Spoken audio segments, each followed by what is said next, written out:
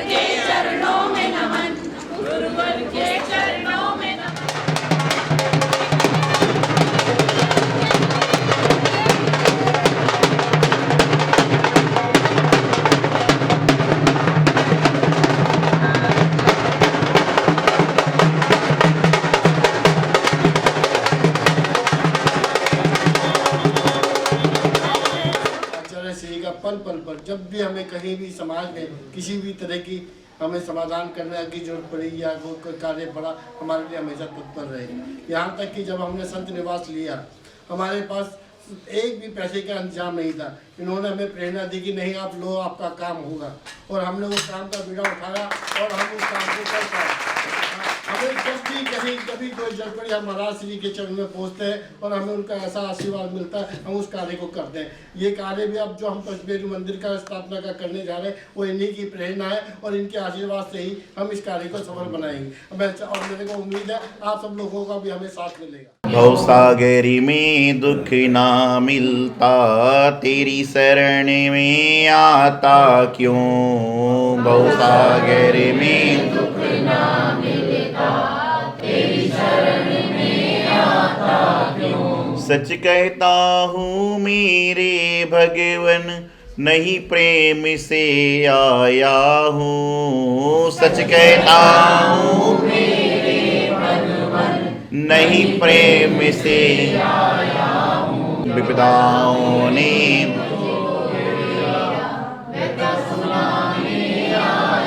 भवसागरी में दुख ना मिलता, तेरी शरण में आता क्यों। भवसागरी में दुख ना मिलता, तेरी शरण में आता, शरण में आकर सुख ना मिलता, तेरी शरण में आता क्यों। शरण में आकर सुख ना मिलता, तेरी शरण पंच परमेष्ठी भगवान की, आचार्य श्री सिद्धांत सागर जी महाराज की।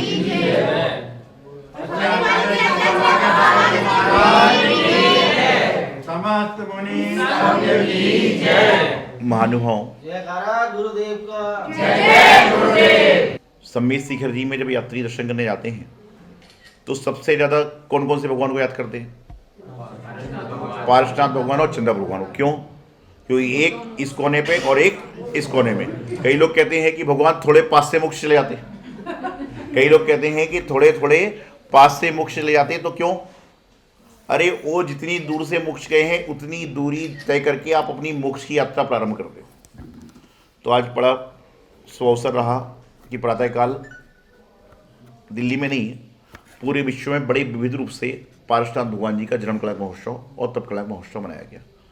और मैं तो हमेशा एक बात कहता हूँ कि संत के दर्शन करना भाग्य होता है, संत के दर्शन करना भाग्य है, संत के पास जाना अहोभाग्य है।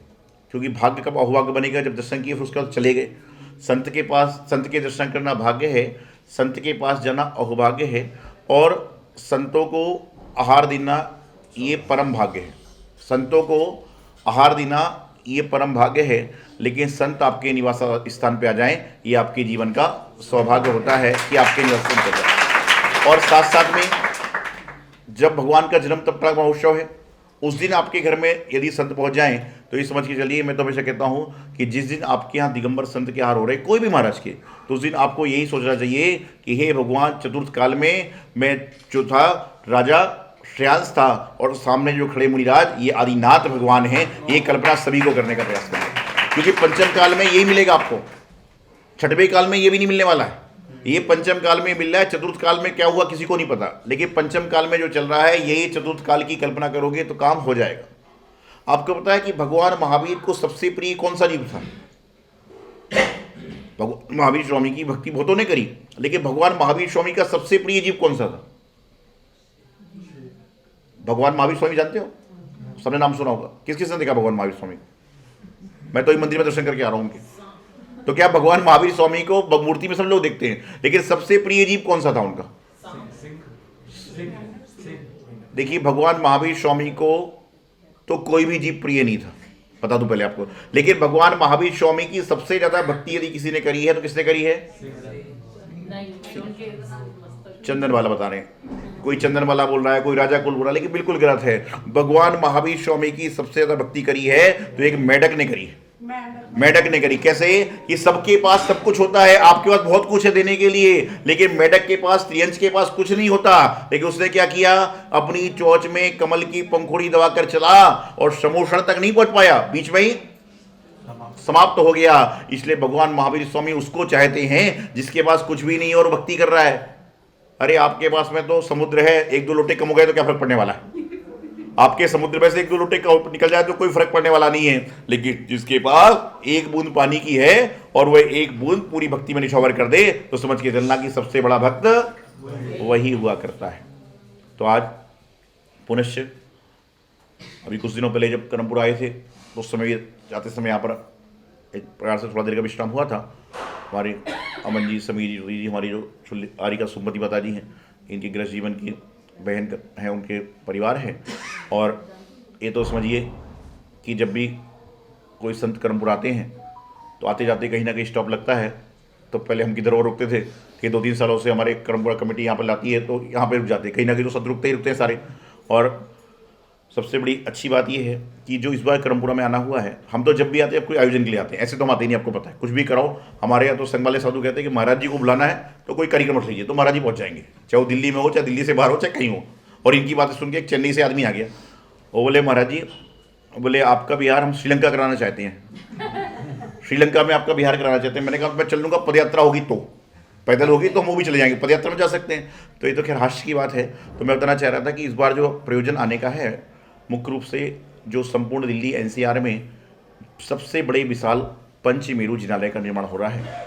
और करमपुरा ऐसी जगह है जहाँ पे 24 भगवान भी हैं, पंच परमिष्टि भी हैं, आदिनाथ भगवान की प्रतिमा भी है, नेमिनाथ भगवान की प्रतिमा भी है और अन्य सारी प्रतिमाएं हैं। नीचे चतुर्मुख बेदी भी है और उसी में पद्मवती क्षेत्रपाल जी के साथ में ये अवसर आपको मिल रहा है कि पंचमेरु जिनालय बनने वाला है।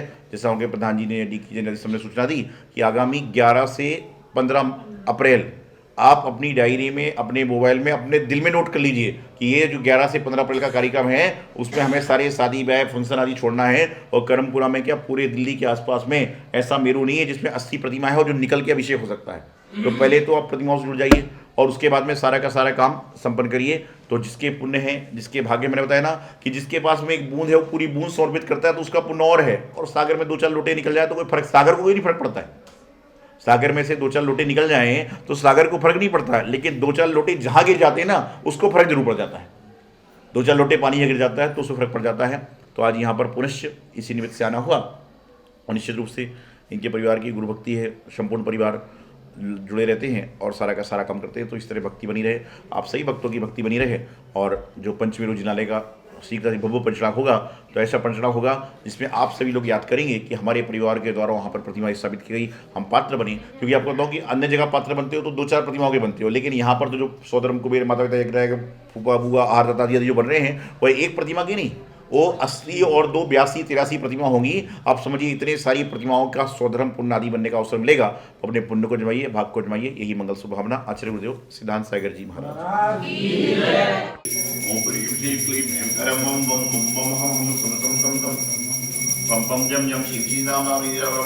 ओम नमो जलाभिषेकम करोमि स्वाहा, जलाभिषेकम करोमि स्वाहा। सत्यापुनादिनी मेघदेव विष्मान ओम ह्रीं श्रीं क्लीं ऐं वरं वं मं मम मं सं सं सं सं पं पं जं जं शिव शिव नाम नामी द्रववे ओम नमो प्रति प्रति प्रति सर्वाभिषेकं करोमि स्वाहा, सर्वाभिषेकं करोमि स्वाहा।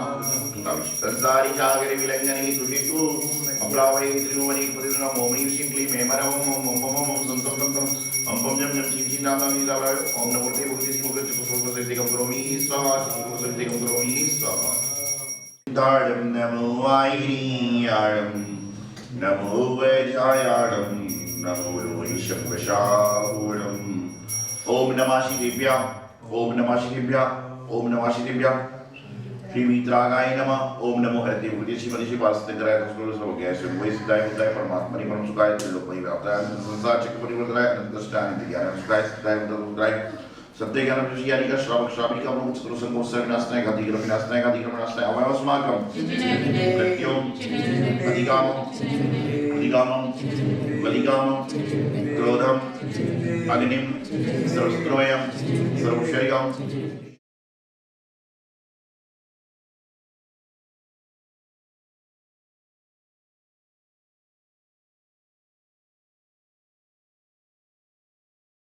गुरु तेरे चरणों की धूल तो धन दौलत से महंगी है, एक नजर कृपा की गुरुवर नाम और इज्जत से महंगी है। मेरे दिल की तमन्ना ये है, मेरे दिल की तमन्ना ये है, करूं भक्ति तेरी दिन रात। गुरुवर हमको दीजिए संयम का उपहार, गुरुवर हमको दीजिए जन्म जन्म का साथ।